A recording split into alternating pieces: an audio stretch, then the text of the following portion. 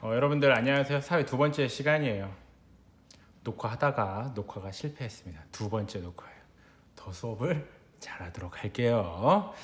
뭔 얘기냐? 녹화 두 번째 하는 거 가지고 쉽지 않다 이런 얘기예요.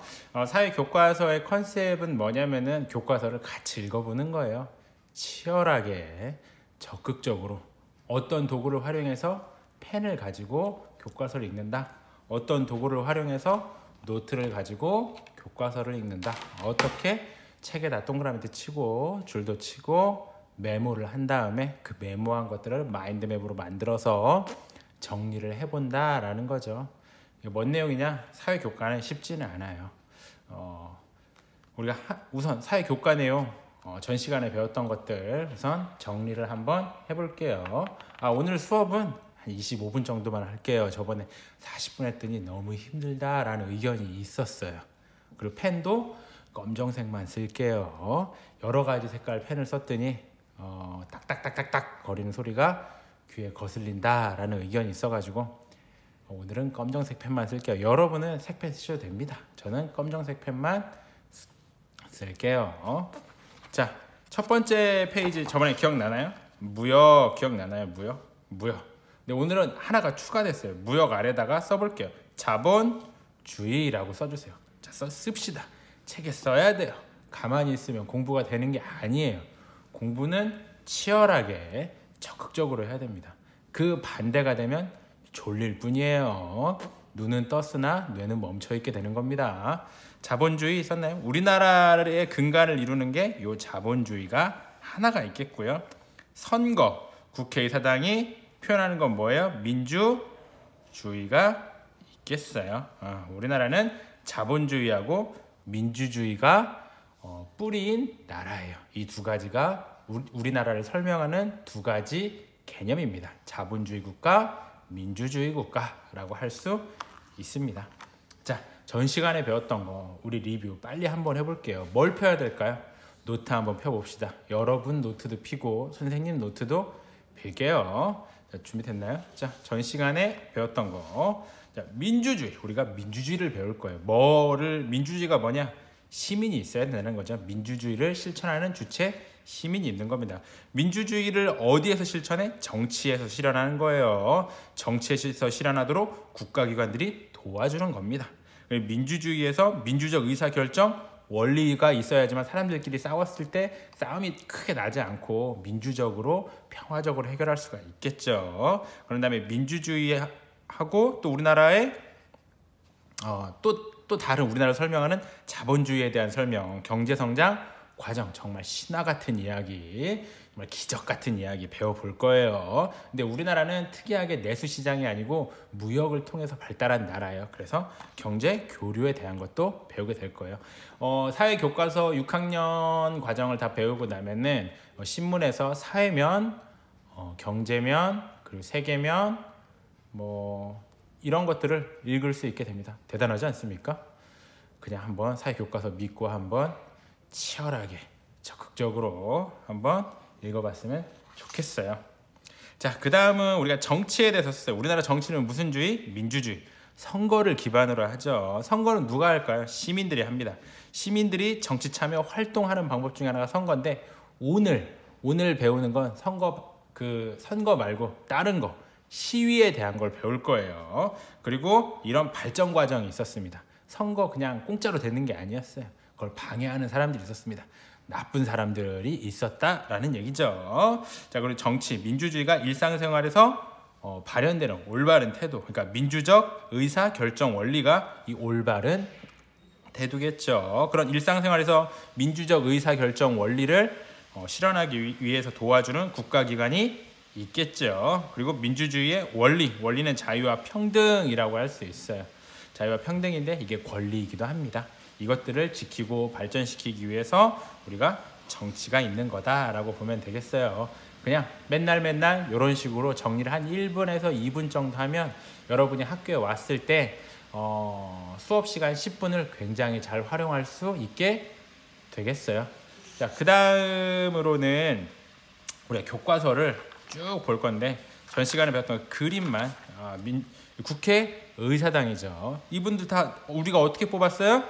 4월 15일 날 한번 적어볼까요? 4월 15일 날 뭘로? 선거로 뽑았다라는 거죠. 선거로 뽑았다는 거죠. 왜 선거로 뽑았어요? 민주주의니까. 그렇구나. 이렇게 볼 수 있겠죠. 안 보이던 게 보이네요. 6월 민주항쟁, 학급 자치회, 대법원, 정부 서울청사. 이게 다 민주주의하고 연관이 있구나라고 생각하면 돼요. 멀리 있는 게 아니고 우리 바로 옆에 있는 거예요. 학급 자치회가 여기 있습니다. 자, 그 다음에 링컨의 게티즈버그 연설 있는데요. 유튜브에서 한번 찾아보는 것도 괜찮습니다. 여기에서 보면은 여러 멋진 말들이 나와요.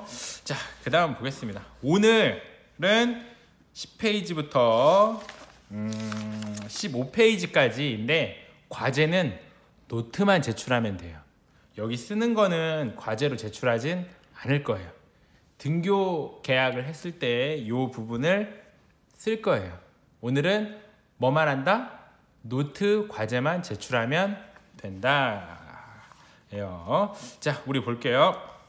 자, 10페이지 민주주의의 발전과 시민 참여입니다. 4.19 혁명과 시민들의 노력을 알아봅시다 했는데 우리 동그라미 크게 요 정도 할게요.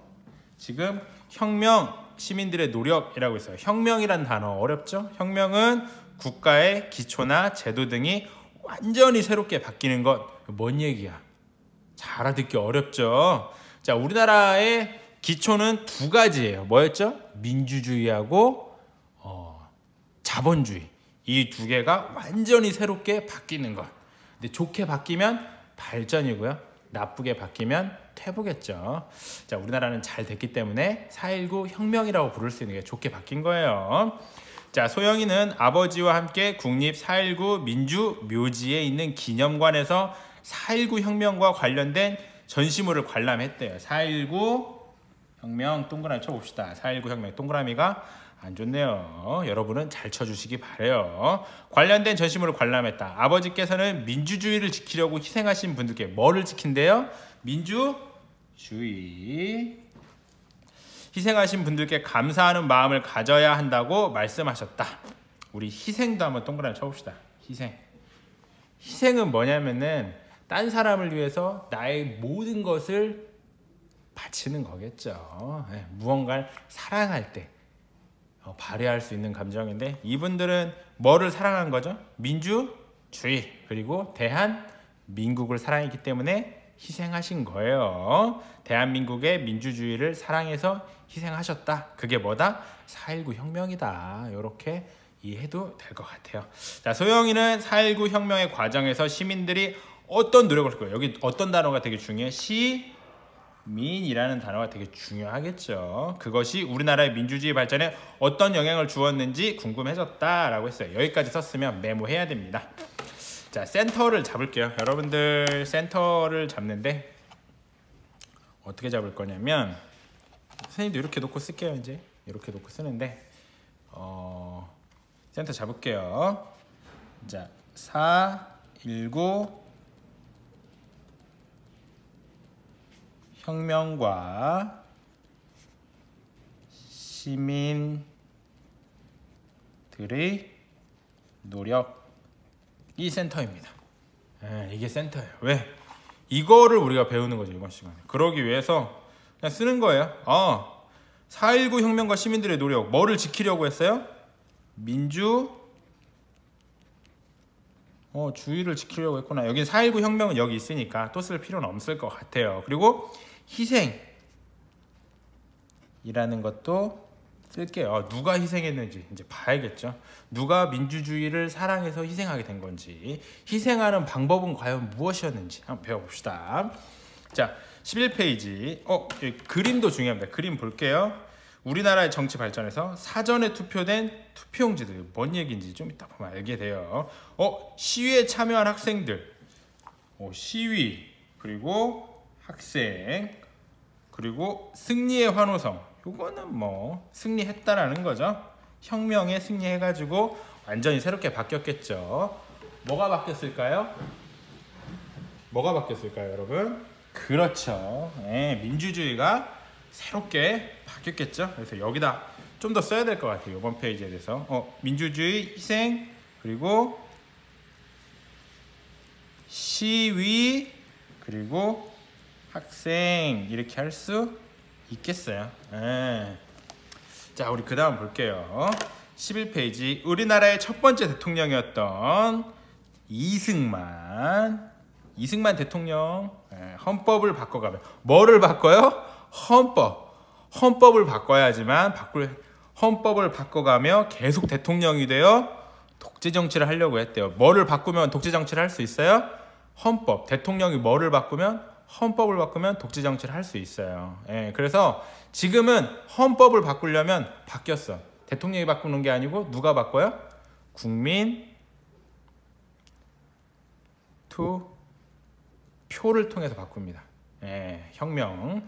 자, 이어나갔다. 또한 이승만 정부의 부정부패로 부정부패. 부정부패 첫 번째 펀치죠. 화가 난다. 생활이 어려워졌대요. 정치가 부정부패로 가니까 누구의 생활이 어려워져요? 국민의 생활이 어려워졌대요. 이러한 상황에서 이승만 정부는 1960년 3월 15일에 예정된 정부통령, 그러니까 대통령, 부통령 선거에서 이기려고 무슨 선거를 계획했냐? 부정선거를 계획했답니다. 부정선거 뭐예요? 가짜 선거. 미리 연출된 선거. 미리 이승만 대통령이 표를 다 찍어가지고 투표함에 넣어놨다가 사람들이 실제 투표함은 없애버리고 자기가 만들어 놓은 투표함을 넣었다고 합니다. 이에 대항해 어디에서? 대구에서 누가 싸웠어요? 학생민주운동이 일어났대요. 학생민주운동이 일어났다. 그러나 이승만 정부는 부정선거를 실행했고 그 결과 선거에서 이겼다. 여러분들, 독재 정치가, 그러니까 정치가 부정부패로 바뀌면 국민의 생활이 어려워져요. 선거로 심판을 해야 되는데 그 선거를 하려고 했더니 무슨 선거로 바꿔버렸어요? 부정선거로 바꿔버립니다. 그러니까 부정선거를 했더니 사람들이 항의를 했죠. 하지만 항의가 통했어요? 안 통했어요?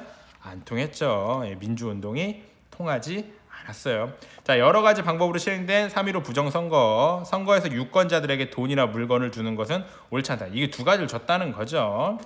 투표하지 않은 사람을 대신해서 다른 사람이 투표하기도 했다고 해요. 이게 뭡니까? 창피합니다, 진짜. 이런 선거가 있었나 봐요. 이제 우리 한번 적어 볼게요. 자, 이승만 동그라미 쳤으니까 이승만 대통령이 헌법을 바꿔가지고 뭐를 하려고 했어요? 독재 정치.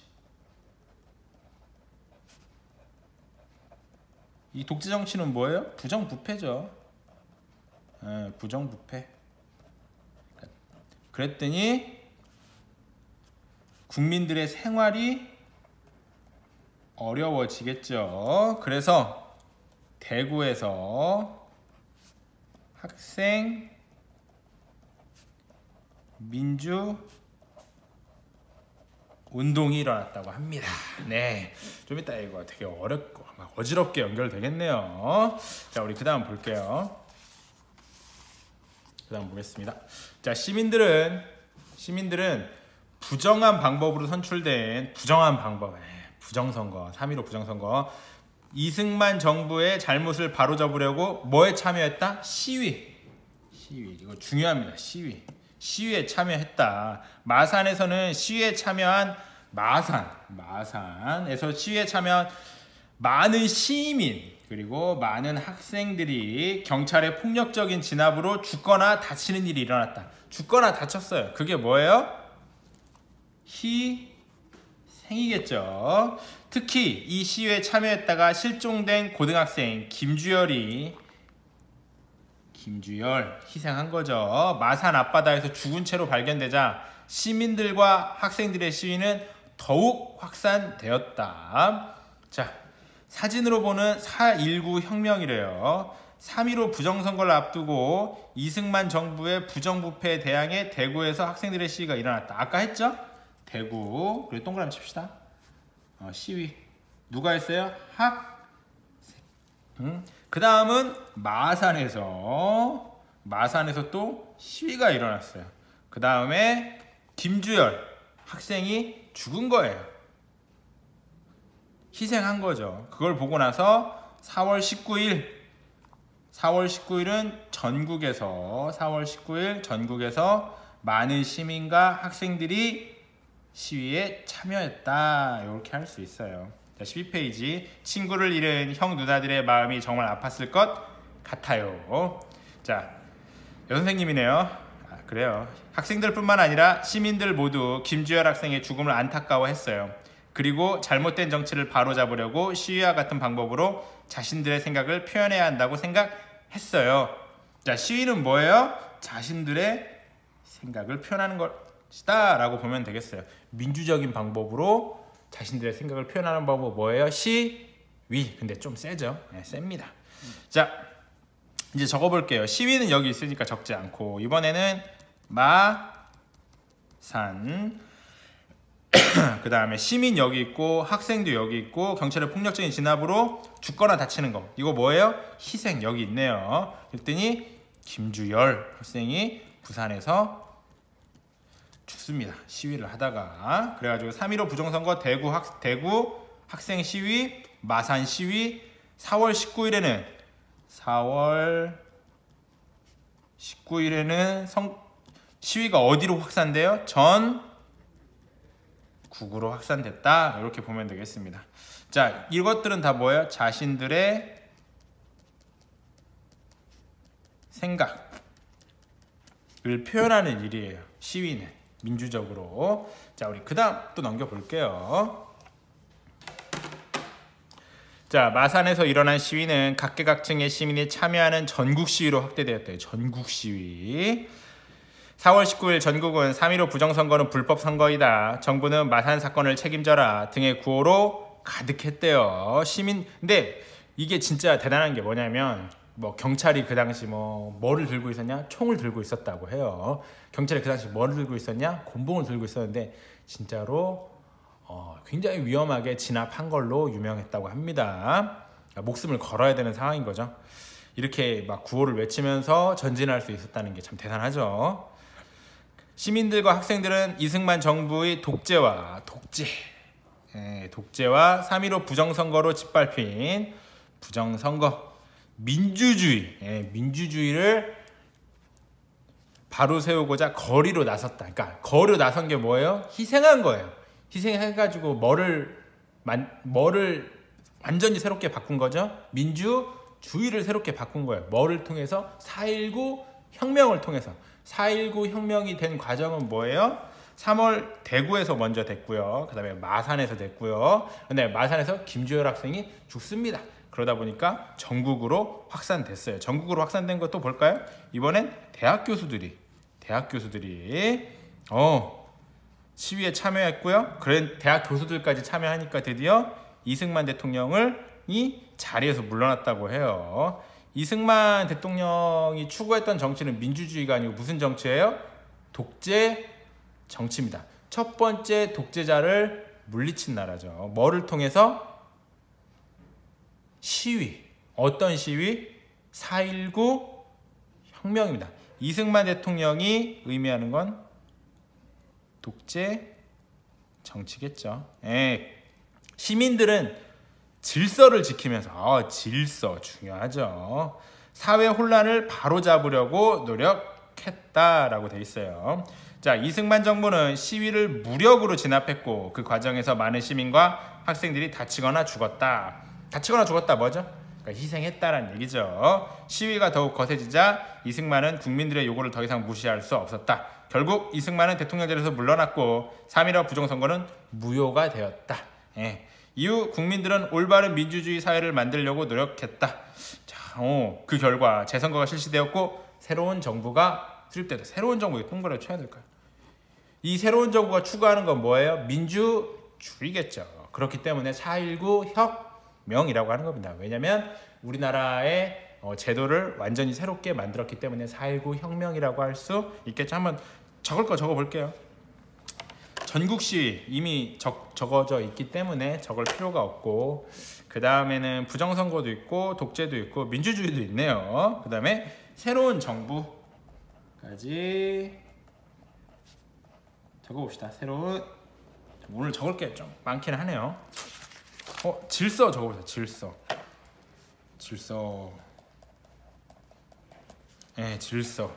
질서가 중요하죠. 그 다음 볼게요. 자, 4.19 혁명 과정에서 많은 시민과 학생들이 희생되어 민주주의에 대한 국민들의 관심이 높아졌다.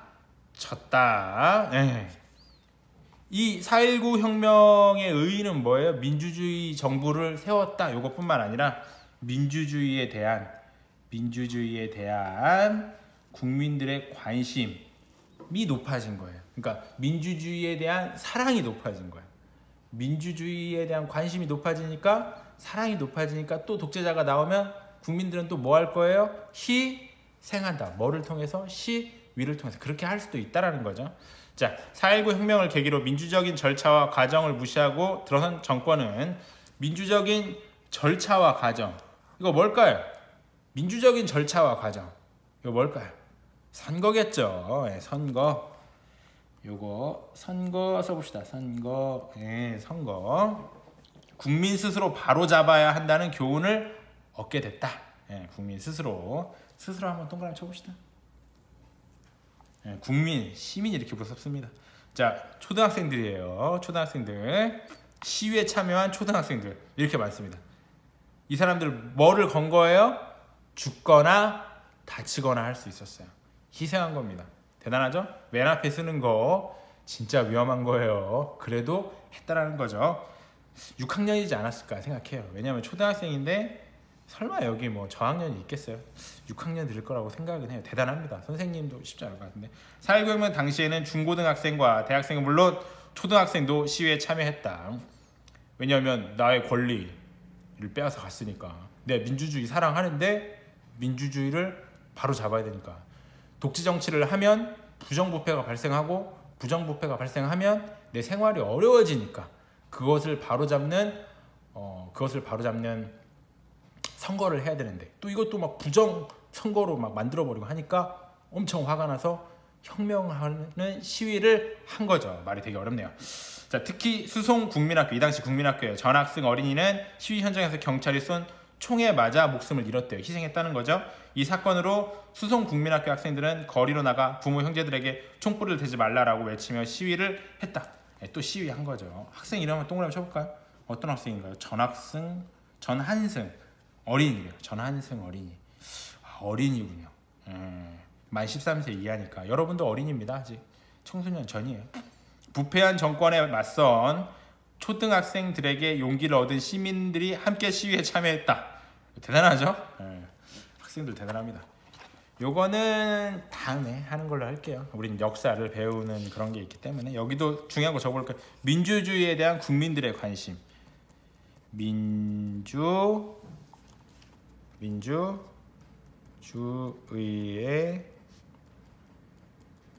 대한 국민들의 관심. 이를 높였다는 거죠. 그리고 절차와 과정을 무시한. 선거라고 쓸게요. 절차와 과정은 뭐예요? 선거를 스스로 바로잡을 수 있게 됐죠. 전한승 어린이. 또 희생했겠죠. 네, 시위는 여기 위에 있고요. 자, 여기에 보면 이게 국립 4.19 민주묘지 서울특별시 강북구에 있다고 합니다. 수학여행 간다면 이런 데 가야 될 것 같아. 그죠? 가야 되는데. 자, 볼게요, 여러분. 우선 한번 연결해 봅시다. 4.19 혁명과 시민들의 노력. 4.19 혁명과 시민들의 노력인데 뭐가 있었어요? 희생이 있었다. 누가 했어요? 학생, 그리고 학생, 여기 또 시민 없나요? 시민? 시민이란 단어가 없네요. 시민 써줍시다. 시민. 학생, 시민들이 한 거죠. 이건 동그라미 쳐서. 그리고 이분들이 뭘 했어요? 시위를 한 겁니다. 왜 했어요? 이승만 대통령이, 대통령으로 불러야 되나요? 아닌가요? 모르겠네요. 자, 이승만이 헌법을 고쳐가지고 독재 정치를 하려고 했어요. 독재 정치를 하니까 부정부패가 발생하죠. 부정부패가 발생하니까 뭐가 어려워져요? 국민들의 생활이 다운 되겠죠. 엄청나게. 왜냐하면 국민들이 세금을 냈는데 그걸 자기 마음대로 자기들을 위해서 막 쓰는 거예요. 그러면 안 되겠죠. 이건 크게 한번 동그라미로 할게요. 이게 바로 우리가 정치에 관심을 가져야 되는 겁니다. 정치에 관심이 없어지면 뭐가 출현해요? 독재 정치가 출현합니다. 뭐를 고치려고 해요? 헌법을 고치려고 해요. 그렇다라는 거죠. 그랬더니 대구에서 학생 민주운동이 제일 먼저 발생해요. 이건 뭐예요? 시위죠. 이것도 동그라미 이렇게 할게요. 그랬더니 마산에서도 시위가 발생합니다. 근데 어떤 학생이 죽죠? 김주열 고등학생입니다. 고등학생이 죽습니다. 그러고 나서 대구, 마산, 그 다음에 전국 4월 19일 전국 자신들의 생각 전국으로 이제 바뀌죠. 이제 요렇게 하니까 누구를 몰아내게 된 거죠? X표 한번 쳐볼까요? X표 하고 힘을 모은 겁니다. 야, 이 녀석 이승만 대통령이 아니고 이제 이승만을 보내버린 거죠. 독재 정치를 하려고 했으니까 보내버린 겁니다. 그래서 새로운 정부가 수립되죠. 자신들의 생각을 표현해요. 뭐를 통해서?